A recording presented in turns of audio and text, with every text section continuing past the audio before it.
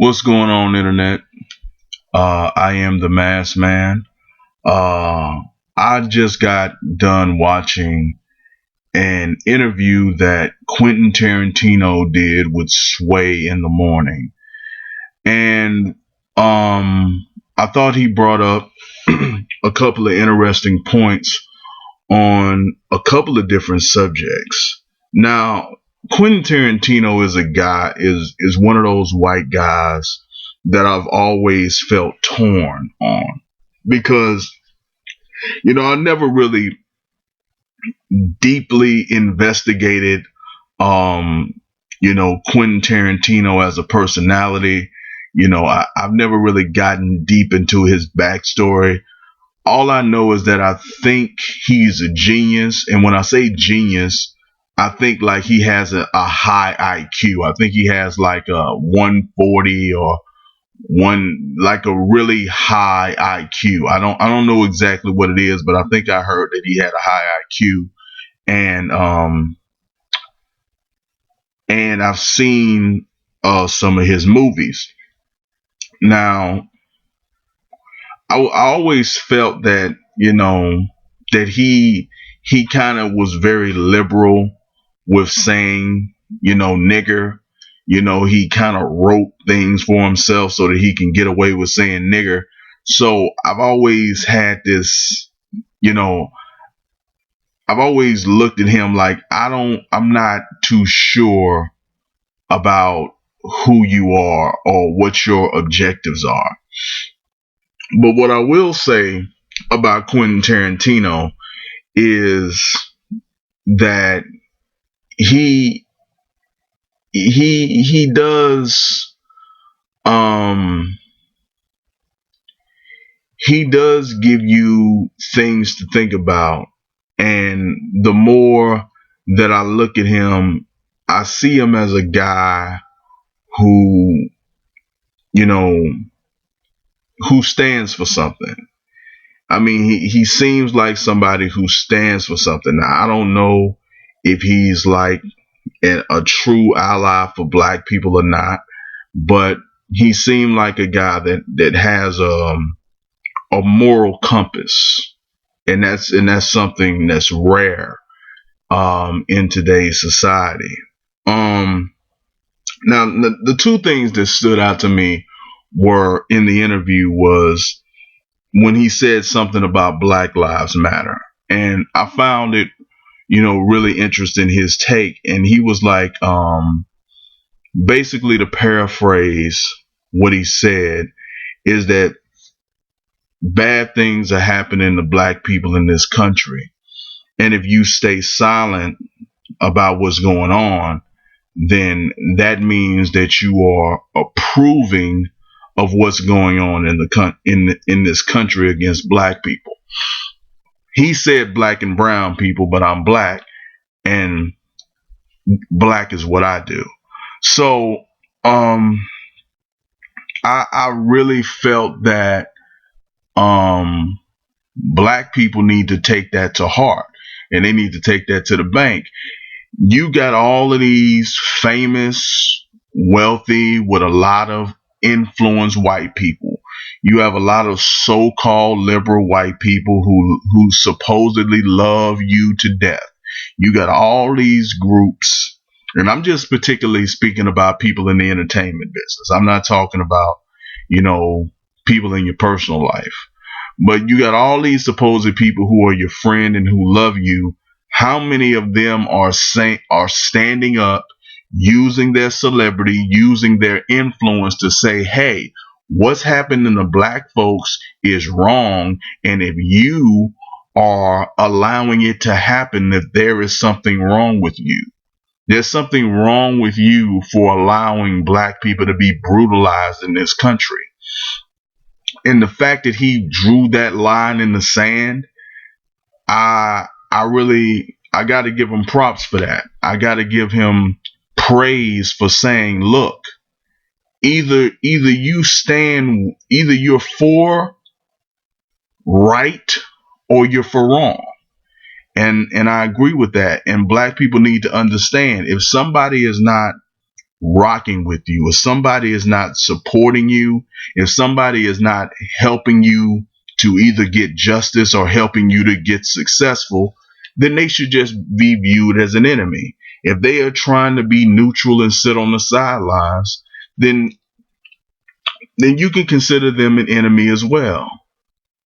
I'm not saying that you should attack, random people and create battles that don't need to happen. I'm not saying be suicidal. I'm not saying be stupid.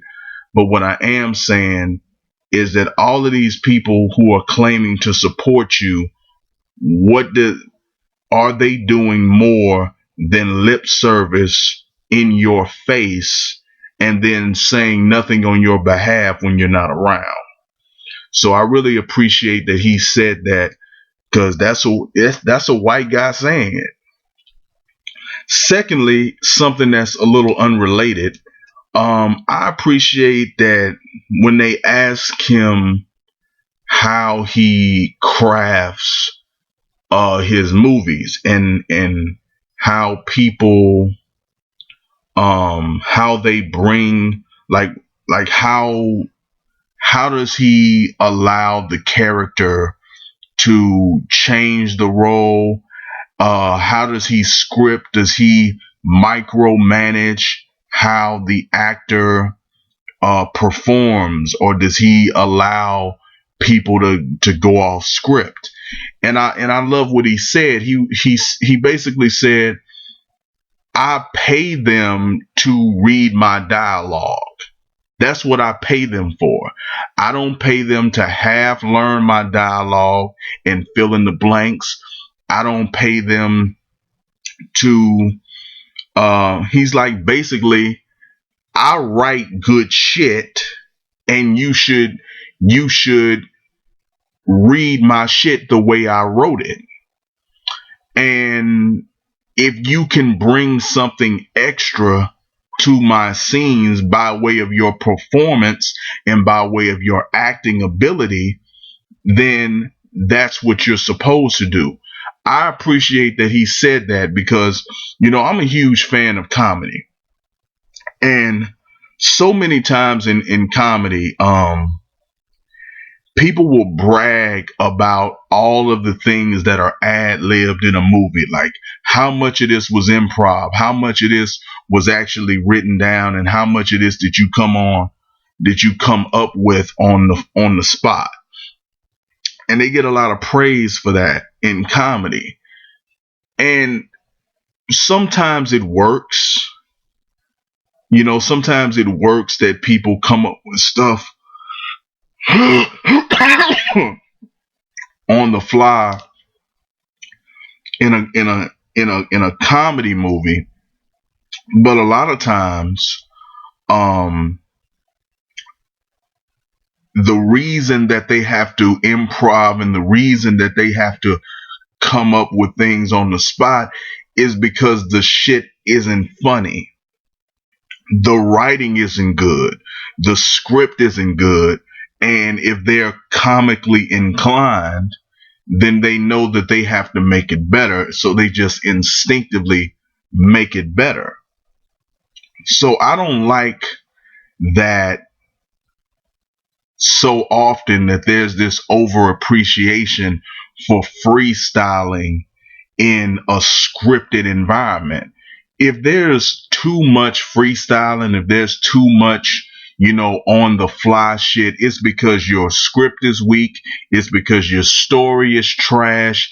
It's because you don't have any real vision and you're not really going anywhere. So they can just throw in a bunch of unrelated bullshit, just to get a joke over, because you're not going anywhere in particular. Now, I'm not saying everybody should stick hard and fast to a script always, because Saturday Night Live is the epitome of a show that sticks to the script. That's a comedy show, and it's god awful. Saturday Night Live is horrible. It's just the only reason that Saturday Night Live still exists is because of the name. It's not because that it's not because it's actually funny or worth, the 2 or 3 hours that it takes to watch it. It's a piece of garbage, but it exists off his name alone.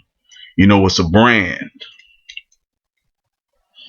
But I just really, appreciate what he represented, or the 2 points that he made. I appreciate, that he's gonna stop making movies after 10.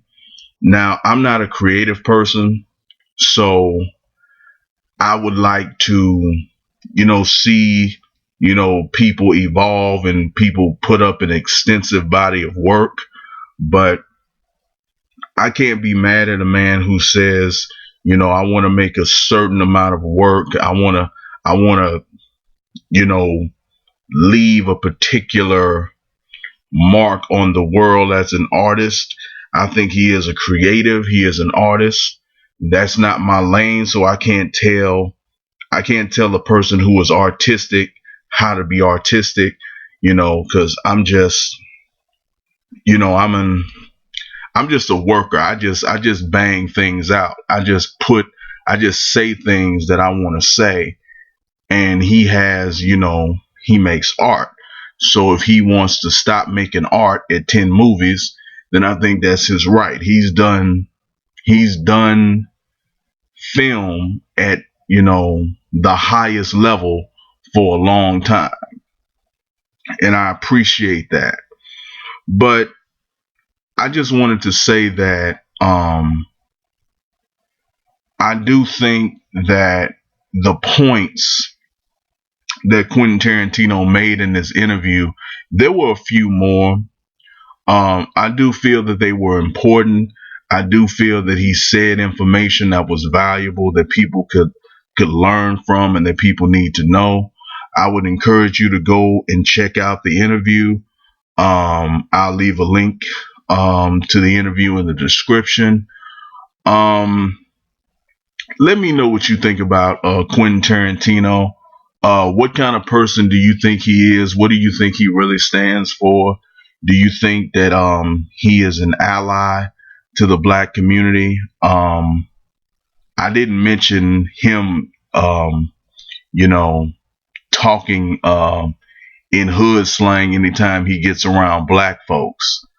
I don't know if that's just something that he does unconsciously, or, you know, I don't know if that's unconscious or not. I'm not going to judge that one way or the other, but there is this funny video of Quentin Tarantino, um, so-called Talking Black, for when he was interviewing, doing the Django interviews.